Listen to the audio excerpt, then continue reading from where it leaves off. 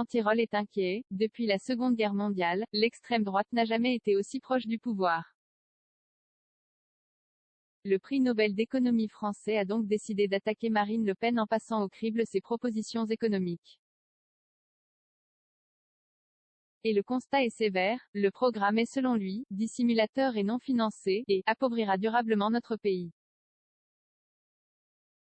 Le programme de Marine Le Pen est une liste à la Prévert de dépenses supplémentaires, largement sous-estimée à 68 milliards d'euros par an, financée à l'aide de recettes et là en partie fictives, affirme-t-il dans une tribune parue samedi dans la Dépêche du Midi. Sur l'immigration, le calcul repose sur du vent, selon le lauréat en 2014 du prix de la Banque de Suède en sciences économiques en mémoire d'Alfred Nobel. Les 16 milliards d'euros d'économies que Marine Le Pen dit vouloir faire grâce à des mesures sur l'immigration sont un calcul qui repose sur du vent. Toutes les études montrent que les immigrés ne coûtent quasiment rien en termes d'argent public, car les cotisations sociales de ceux qui travaillent compensent les coûts imputés à notre système de protection sociale.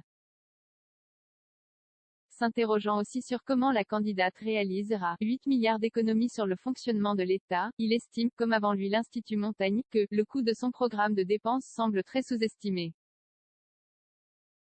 Redescendre l'âge de la retraite à 60 ans mettra en faillite notre système, avec des conséquences importantes pour les plus défavorisés, affirme par exemple Jean Tirole alors que la candidate RN veut réinstaurer cet âge de départ pour ceux qui...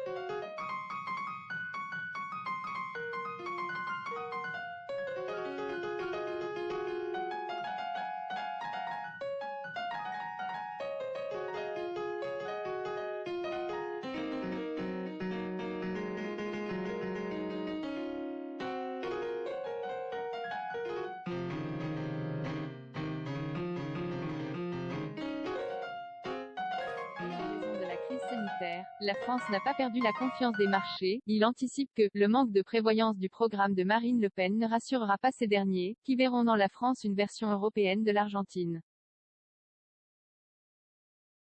Enfin, si la candidate RN ne parle plus de quitter l'Europe et l'euro, son programme revient à s'asseoir sur les règles européennes et créera immédiatement une profonde crise de l'Union, avec des répercussions immédiates sur la crédibilité budgétaire de la France, prévient le prix Nobel. Il s'agirait en fait, d'un Frexit qui ne dit pas son nom, économie et retraite, système à points, petits aménagements. Le rapport Tirole-Blanchard va-t-il relancer la réforme?